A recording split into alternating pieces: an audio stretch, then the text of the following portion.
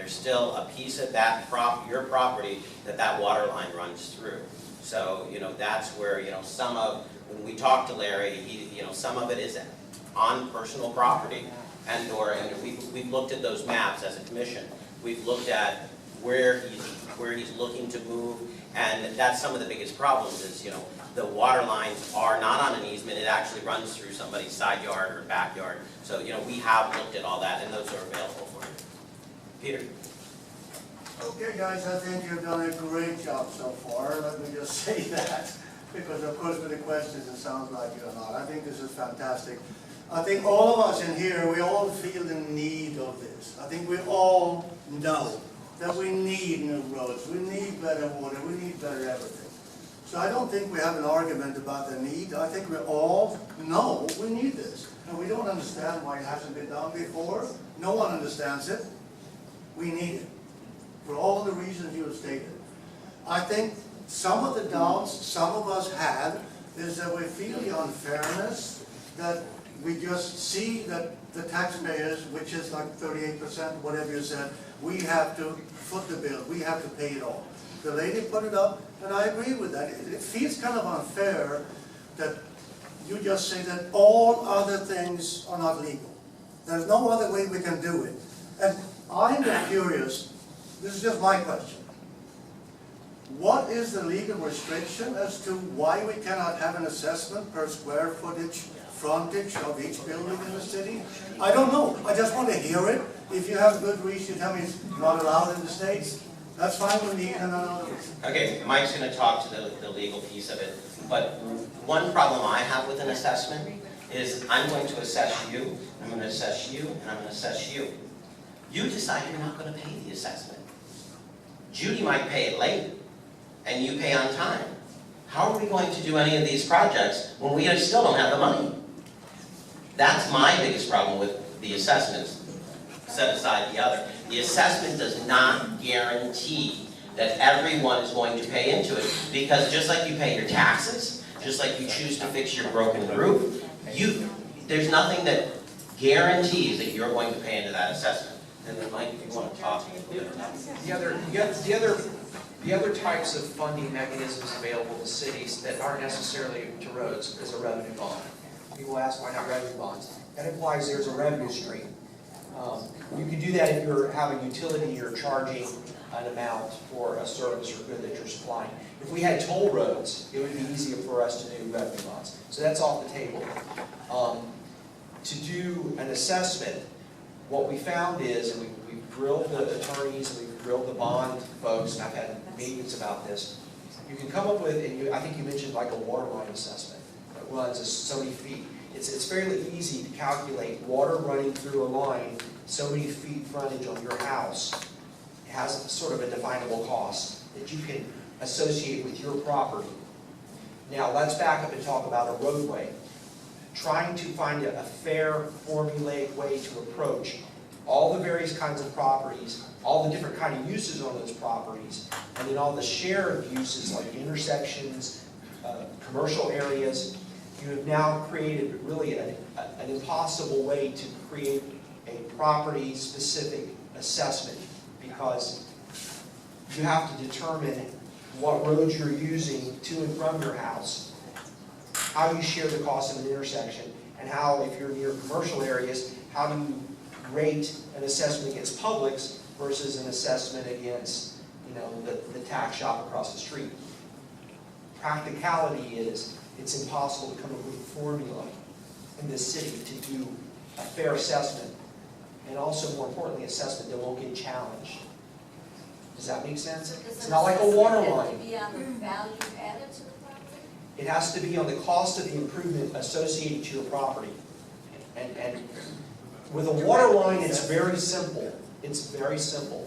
When you start to talk about a road, and say I come up with your assessment of your property, and I say, well, this is your route, we come up with this very, very, very complicated formula. And you go, well, I actually turn right when I come out of my driveway, and I actually do these other intersections. And maybe you have 4 cars, and they have 5 cars.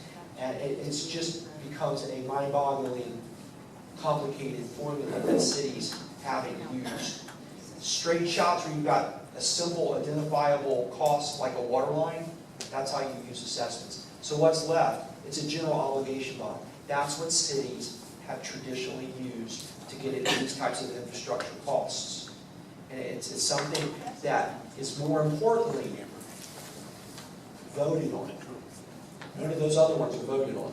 This is something where you have to actually weigh those options and say whether or not, as a community, all of us together, whether or not you want to do it. So that's the reason we're doing the general obligation bond. We've looked at all those options. We've had those in-depth conversations with experts. Ms. McNamara? Can you explain to this group what the process of funding is? What banks are going to be used and how these bonds are determined? This Mr. Crew that is desperate to give away 83 acres of the John Prince Park to a baseball team for spring training. Ms. McNamara, we're here to talk about the infrastructure. Well, So the did you bond, have a we're question speaking on about the the bond, infrastructure? right? Okay. And the same people Mike, you wanna were address responsible by offering 83 acres. So, We're talking about the bonds. explain the bonds. And also the security about bonds. This is Douglas Wood. He's our finance director. Good evening. Lots of concerns, the question of why we chose the general obligation bond. One, it's the cheapest. It's got the full faith and credit behind those bonds. Special assessment we looked at, one, it's going to cost a lot more in interest because full faith and credit cannot be. And a special assessment is a form of revenue bonds, because a special assessment would be what would be paid for the bonds. What banks? What banks do you use? This would be a negotiated sale probably, and that would go out to the market and would not be to banks. Yes. So my question about that is, you put out an RFP, I suspect is how you do this. You put out an RFP and the bonding companies that come forward, you're going to have, and we're doing this in 3 phases, Correct. right? And so you have to tell for each phase, I suspect, what projects are going to be done during that particular phase, correct? From the bond issue, no ma'am, just what we're going to do with the money. We're going to build roads, we're going to repair sidewalks, So you we're don't going have to to do be, stormwater. okay, so you don't have to be specific But we do about. have that specific About- first 2 years. Okay, so that was really what my We do question have that is. So what I'm asking is, where do you start? That's really my question. And by the way, just so we all know that, Phil and I don't live here. We live, you all know this, but they may not all know this. We live in West Palm Beach, which is about to do the exact same thing, just so everybody knows this. And so we're gonna get double.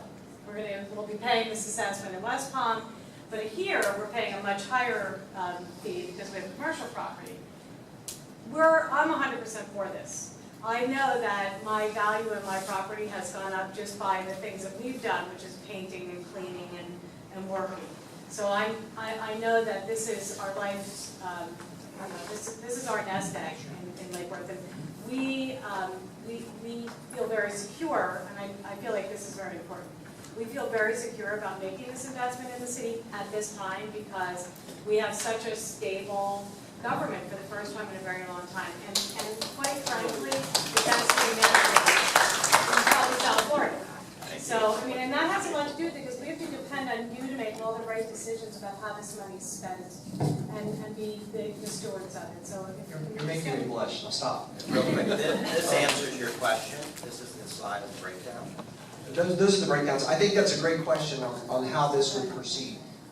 What we did in taking the various master plans that were done, we also did a road assessment and had a firm go through and actually look at the condition and quality and document the roads and rate them in a pavement condition index.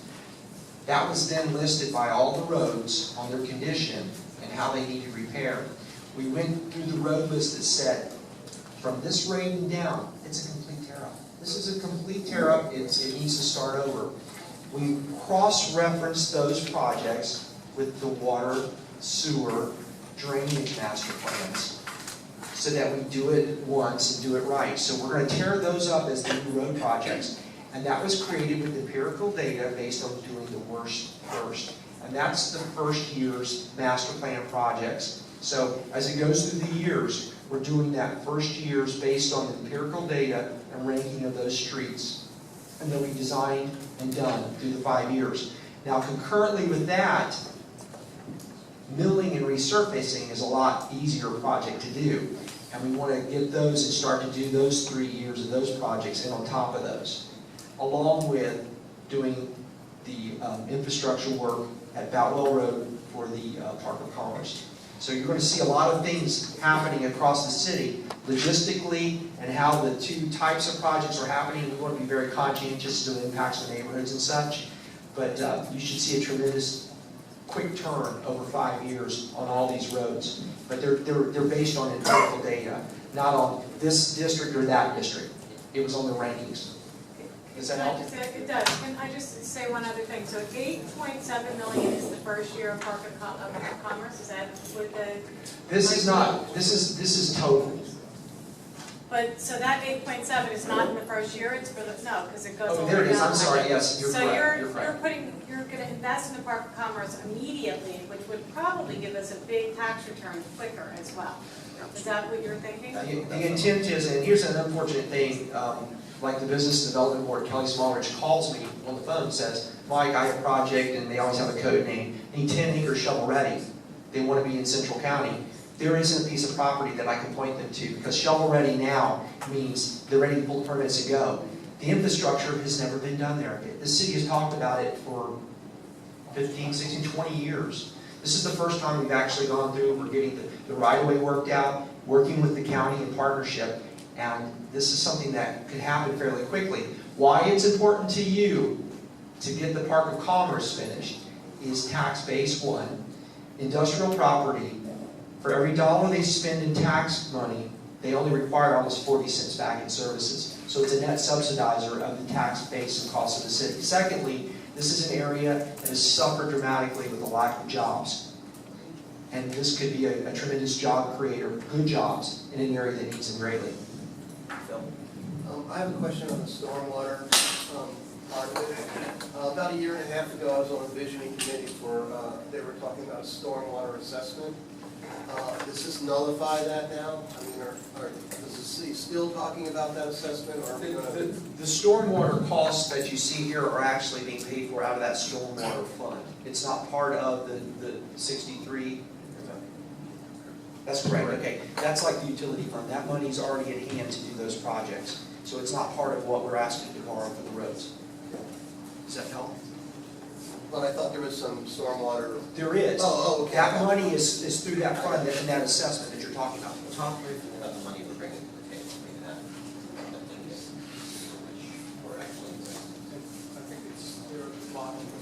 Yeah, you can see that the total project's almost $82 million. Of that, we would be borrowing 63.2.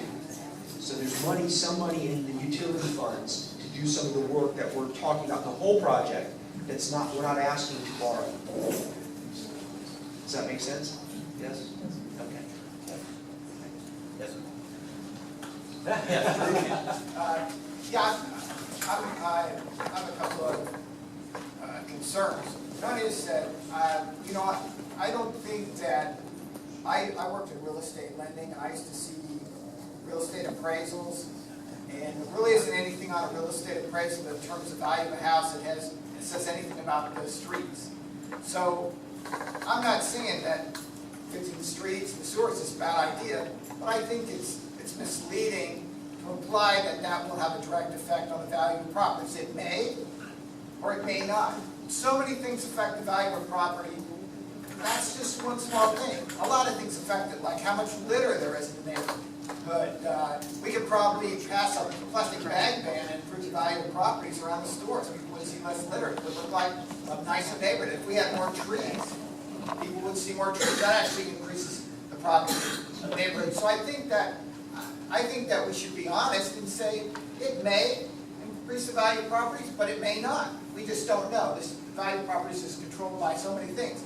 The other question I have is, the city right now cannot afford to support a lot of city services like the library. It doesn't have enough money. So you're going to come back and ask for additional money when you really can't meet some of these services. So it concerns me because you're asking for this money. It's not a terrible idea to improve these infrastructure, but I see the city is already having money problems, and so now you're gonna go to the well, to the same people and ask for more money. So the question is, if you think the people have more money, why not just raise the millage rate and capture that money? And if that's what the public wants to do, I would be fine with that. Why go for a bond issue? Why not just, ask people to vote for, and vote in a higher millage rate and ask to pay for it now? We have a 10 mil cap in the state of Florida. We're already at 8.99 mils. We only generate $5.5 million of value. The operational issues of the city should be looked at differently than a capital investment. So asking the voters to borrow money and commit to a debt payment for something that has value over a long life is a lot different than borrowing money or asking for more millage rate to keep our lights operating or our library open and those other things. So it's two separate issues. I think the two are interrelated from what we understand. And infrastructure is being discussed continually across the country at a national level and a state level, and everybody keeps saying it's something we have to do to help keep our economy going, to add value, to create jobs. All those things have an important impact on the city, and we would say that it does actually impact properties in the city.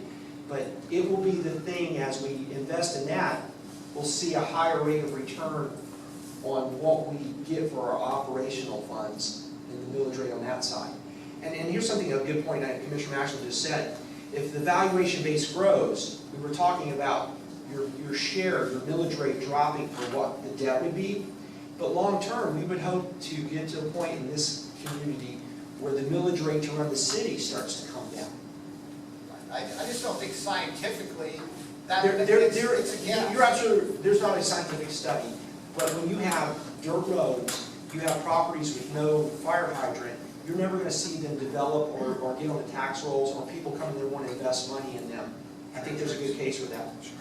And insurance rate, that affects your ISO rating too, and we're looking at what that is actually. Well, I think flood insurance is going to actually be a huge issue. Well, fire, I'm talking about fire Right, so specifically. flood insurance is going to be the big issue here in Florida. Nadine, we'll jump to the back. We have North Grade Elementary, which is a great gifted program. I have a granddaughter who's 5 who's going to enter school, and my family was looking north. There's no sidewalks across the street from North Grade Elementary. I definitely can tell you it will make an impact when you address some of those issues. And the best elementary school in the city has sidewalks around it so parents can safely drop their children off. They have a garden across the street. There's no sidewalk there to take them over there. It's really a mess. And if you looked at it from nothing else from that standpoint, I mean, it's a no-brainer. Why aren't more families moving to Lake Worth? Ask my daughter, ask my son-in-law. They'll be the first to tell you. It's the infrastructure. Thank you. Jamie, you want to? Yeah, one of the, when we originally kind of meshed all these plans together, by the way, Jamie Brown, Public Works Director for the city, we came up with a list of priorities as how everything was going to actually be prioritized project-wise. Life safety was one, obviously with fire hydrants. Number 2 on that list was proximity to neighborhood schools. So that is something that was taken into account in this overall plan. So that is something we did look at. And I can just add, I'm just going to I'm a resident, I can vote. Can vote. If somebody owns property here but they don't live here, they still vote on this? It's wherever they're registered to vote. If that makes sense. So, we have a friend who lives in Illinois, owns property here, so he would not be eligible to vote. If they're not registered to vote here as a resident in the state of Florida, they can't vote. And are there absentee votes? Yeah, it's a regular functioning, it's a primary race. You have to be a resident, registered in the state. You have to be registered to vote here. In one moment, I'm going to jump to the other side. Peterson? Yes, you have been very good salesman at trying to sell us on this bond issue. However, now you're going to hear the other side of the coin. Number 1, as far as the water is concerned, remember your bill is going to go up 8% to take care of that.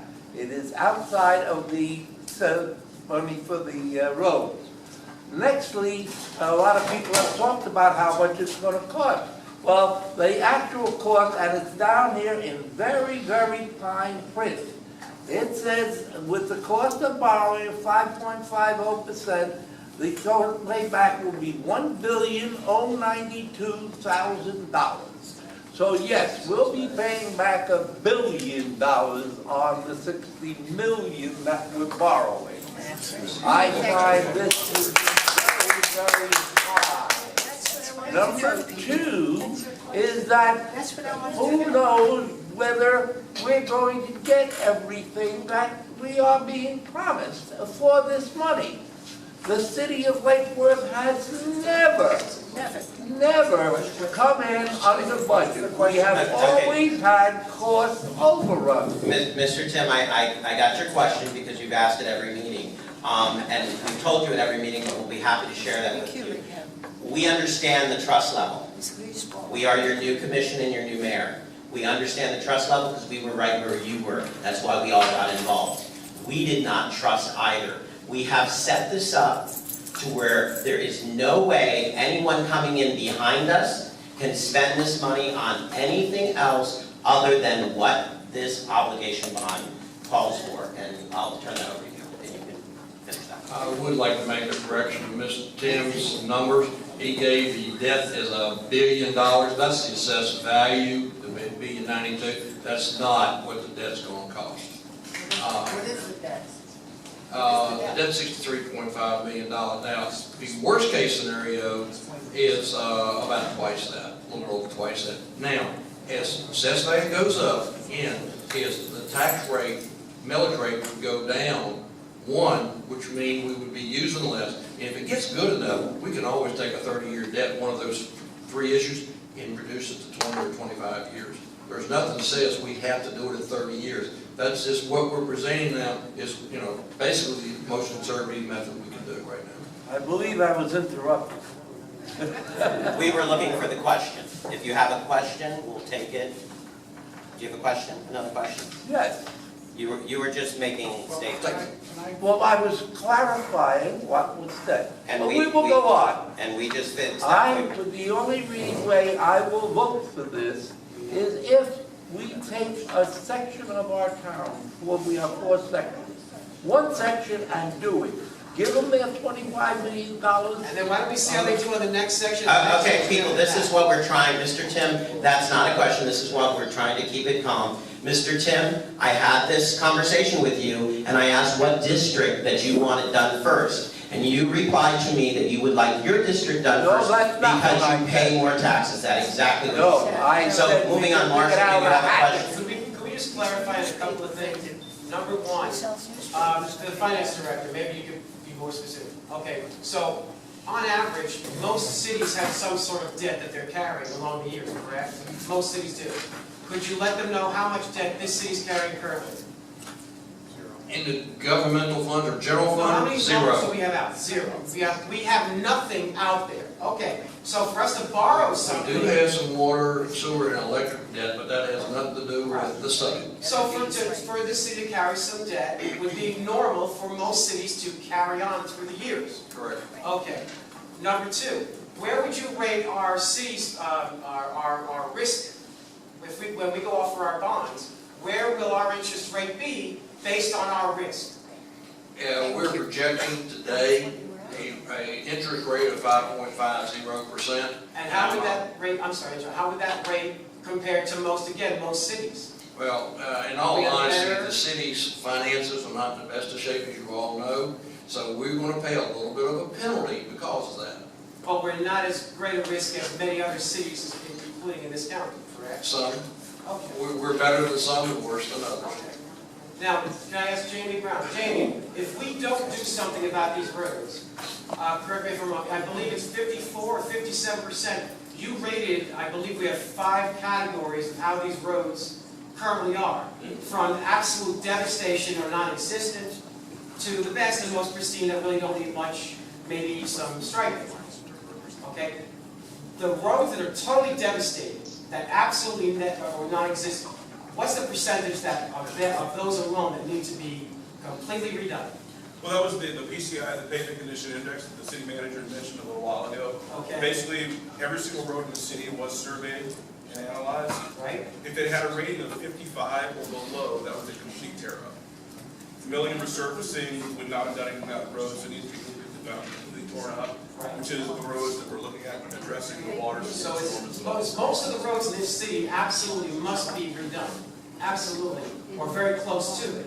Close to it, and obviously, you know, if there's a 56 to a 65, 60 to 75, as you move up those categories, there might be some cracks in them, there might just be a mill and resurface job, but it gets better as you go up higher. Okay, and if we don't do this year by year, what is the percentage of degradation that we'll see across the board as we don't do them? If we wait another year and another year, what's the percentage that will continue to get worse and worse?